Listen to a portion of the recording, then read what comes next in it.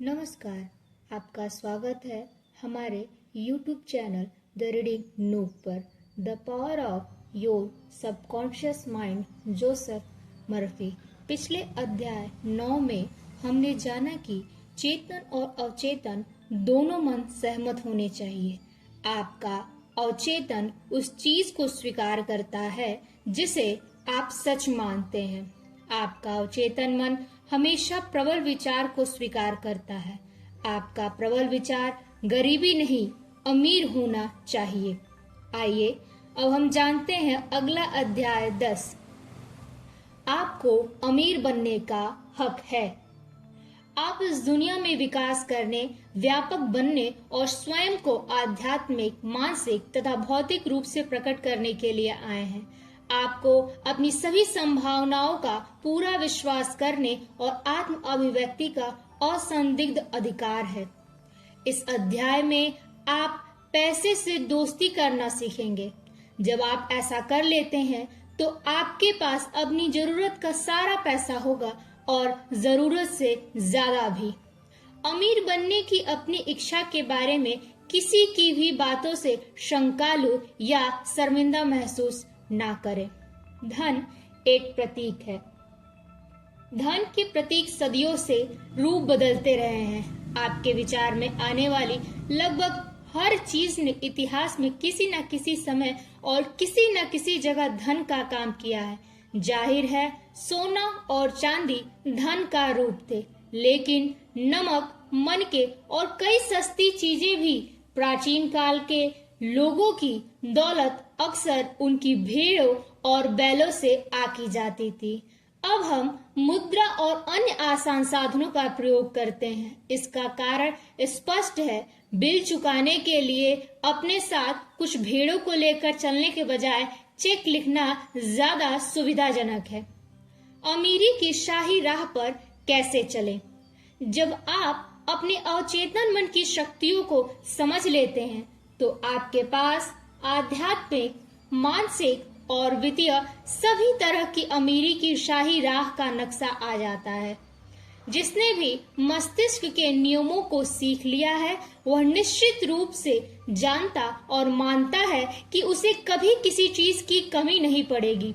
आर्थिक संकटों, stock market के उतार चढ़ाव, मंदिरों, हड़तालों, बढ़ती महंगाई या यहाँ तक कि युद्ध के दौरान भी उसके पास काफी धन रहेगा।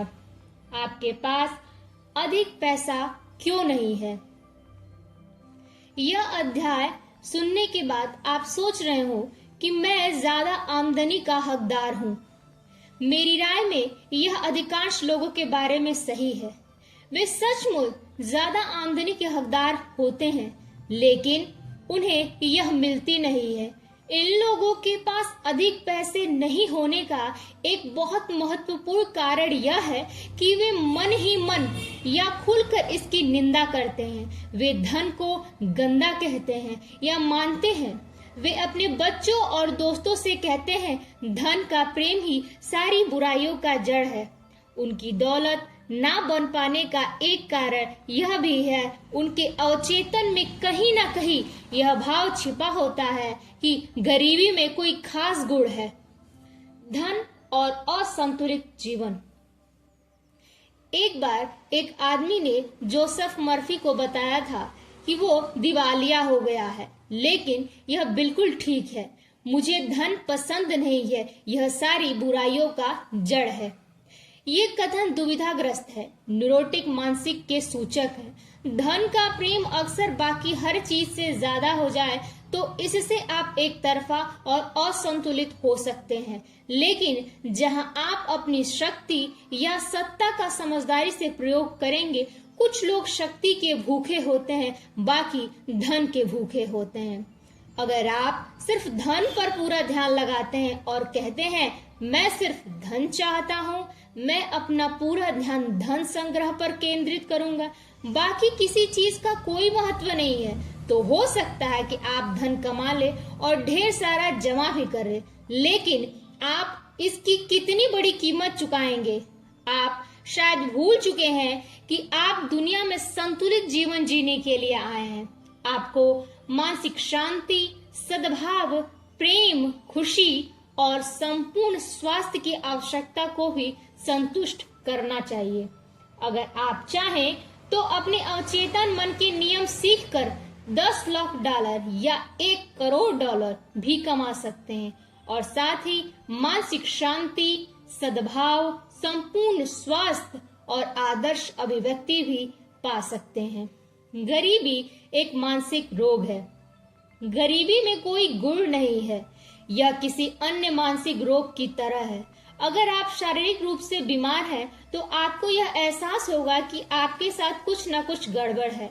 आप मदद लेना चाहेंगे और स्थिति का उपचार करने की कोशिश करेंगे। इसी तरह अगर आपके जीवन में धन का पर्याप्त प्रवाह नहीं हो रहा है, तो आपके साथ कोई न कोई मूलभूत गड़बड़ है। आपको धन की कभी आलोचना क्यों नहीं करनी चाहिए? धन के बारे में सारे अजीब विश्वास और अंधविश्वास अपने दिमाग से धो डालें। कभी भी धन को बुरा या गंदा ना माने। ऐसा करने पर यह पंख लगाकर आपसे दूर उड़ जाएगा।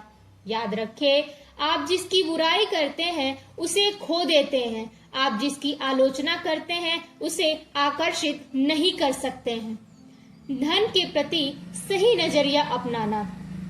यहाँ एक आसान तकनीक दी जा रही है जिसका प्रयोग आप अपने जीवन में धन को कई गुना करने के लिए कर सकते हैं। दिन में कई बार ये वाक्य दोहराएं।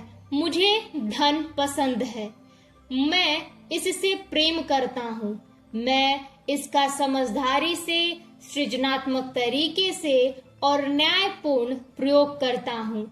मेरे जीवन में धन का लगातार प्रवाह हो रहा है, मैं खुशी से इसे मुक्त करता हूँ और यह अद्भुत तरीके से कई गुना होकर मेरे पास लौटता है। यह अच्छा है, बहुत अच्छा है। धन बहुत बड़ी मात्रा में मेरी तरफ प्रवाहित हो रहा है। मैं इसका सिर्फ भलाई के लिए उपयोग करता हूँ। मैं अपनी आर्थिक समृद्धि तथा मानसिक दौलत के लिए कृतज्ञ हूँ। वैज्ञानिक चिंतक धन की ओर कैसे देखता है? मान ले आप सोने, चांदी, जस्ते, तांबे या लोहे की समृद्ध खदान खोज लेते हैं। क्या आप यह ऐलान करेंगे कि ये चीजें बुरी हैं? जाहिर है नहीं। सारी बुराई इंसानों की अंधकारमय समझ, अज्ञान, जीवन के झूठे विश्लेषण और अवचेतन मन के दुरुपयोग के कारण पैदा होती है। चूंकि धन सिर्फ एक प्रतीक है, इसलिए हम लेन देन के साधन के रूप में उतनी ही आसानी से जस्ते या टीन या किसी अन्य धातु का इस्तेमाल कर सकते हैं। 20वीं सदी में अमेरिकी सिक्के, डाइम और क्वार्टर चांदी से बने थे। उनमें 10 या 25 सेंट मूल्य की चांदी होती थी। फिर सरकार उन्हें ज्यादा सस्ती धातु से बनाने लगी। इसके बाद भी क्वार्टर का मूल्य 25 सेंट ही रहा, हालांकि इसकी धातु का मूल्य इससे कम था। आवश्यक धन कैसे आकर्षित करें? कई साल पहले जोसेफ मर्फी ने ऑस्ट्रेलिया में एक युवक से मिले। उन्होंने उसे बताया कि वह डॉक्टर बनना चाहता था। वह विज्ञान की क्लासों में गया और उसका प्रदर्शन बहुत बढ़िया था, लेकिन मेडिकल कॉलेज का खर्च उठाना उसके बूते से बाहर था। उसके माता पिता मर चुके थे। अपना पेट पालने के लिए उसने स्थानीय अस्पताल में डॉक्टरों के ऑफिस में सफाई की। डॉक्टर जोसेफ मर्फी ने उसे बताया कि जमीन में बोया गया बीज अपनी तरफ हर उस चीज को आकर्षित करता है जिसकी इसे सही तरीके से उगने की जरूरत होती है। उसे तो बस बीज से सबक लेना था और अपने अवचेतन मन में अपेक्षित विचार का बीज बोना था। हर रात सोने से पहले यह युवक एक मेडिकल डिप्लोमा सर्टिफिकेट की तस्वीर देखता था, जिसमें उसका नाम बड़े बड़े अक्षरों में लिखा रहता था। उसे डिप्लोमा की स्पष्ट विस्तृत तस्वीर देखने में जरा भी मुश्किल नहीं हुई। एक दिन में डॉक्टरों के ऑफिसों में दीवारों पर टंगे फ्रेम किए हुए डिप्लोमा की धूल साफ करके उन्हें चमकाता था। उनकी सफाई करते समय वह उन्हें गौर से देखा करता था। लगभग 4 महीने तक हर रात वह तस्वीर वाली तकनीक आजमाता रहा। फिर उस डॉक्टर के ऑफिस की वह सफाई करता था। उसने उससे पूछा कि क्या वह उसका सहयोगी बनेगा।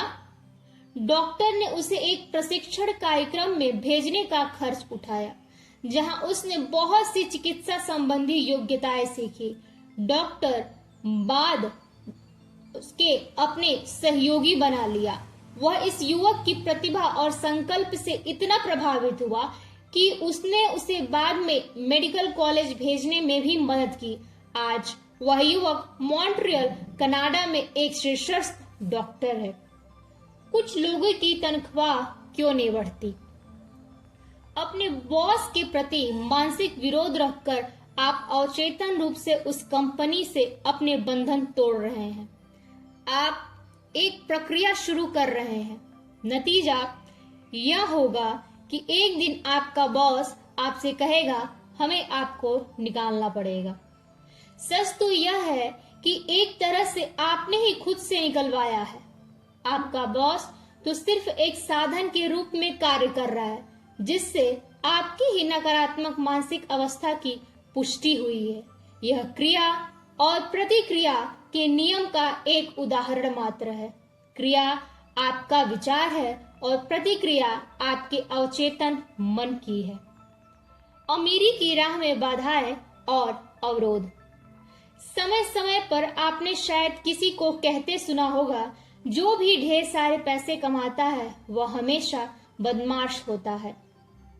इस तरह से बोलने और सोचने वाला आमतौर पर वित्तीय बीमारी का शिकार होता है। शायद वह अपने पुराने दोस्तों के प्रति कटु और ईर्ष्यालु है, जो ज्यादा सफल तथा दौलतमंद बन गए हैं। अगर ऐसा है तो वह अपनी मुश्किलें खुद पैदा कर रहा है। उन दोस्तों के बारे में नकारात्मक विचार रखकर और उनकी दौलत की निंदा करके वह दौलत और समृद्धि को खुद से दूर कर रहा है।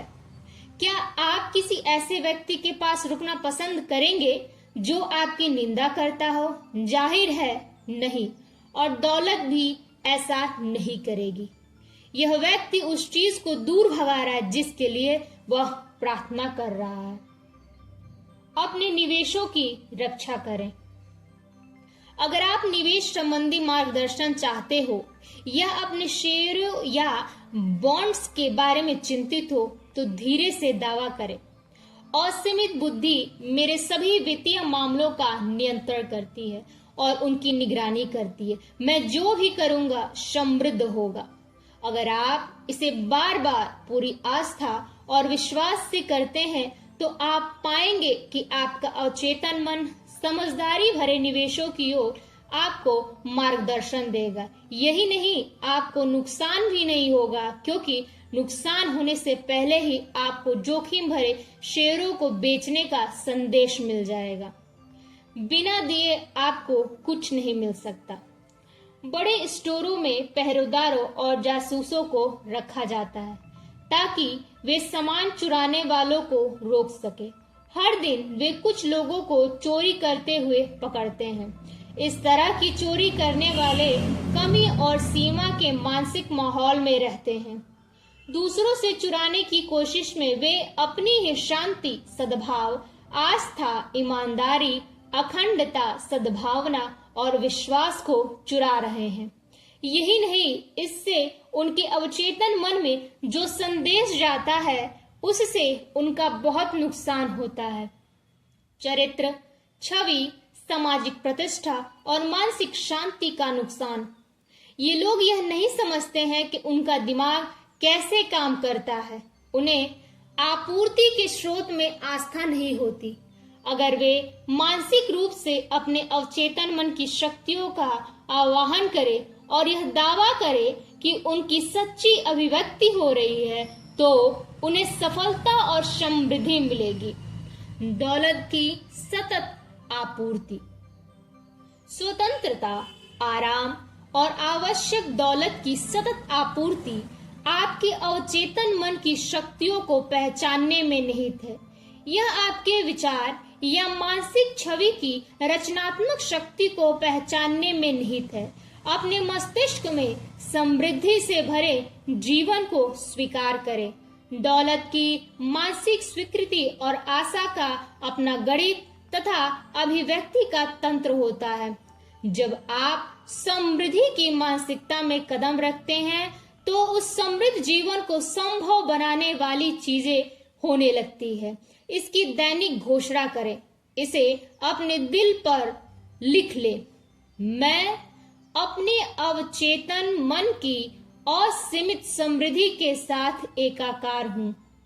अमीर, खुश और सफल बनना मेरा अधिकार है। धन मेरी ओर मुक्तता से, प्रचुरता से और अनंत रूप से प्रवाहित हो रहा है। मैं हमेशा अपने सच्चे मूल्य के प्रति सचेत हूँ।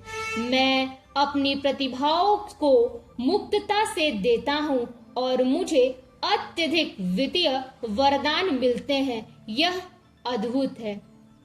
अगर आपको यह बुक समरी अच्छी लगे तो प्लीज इसे लाइक, शेयर और सब्सक्राइब करें। साथ ही कमेंट जरूर करें। The reading noob. धन्यवाद।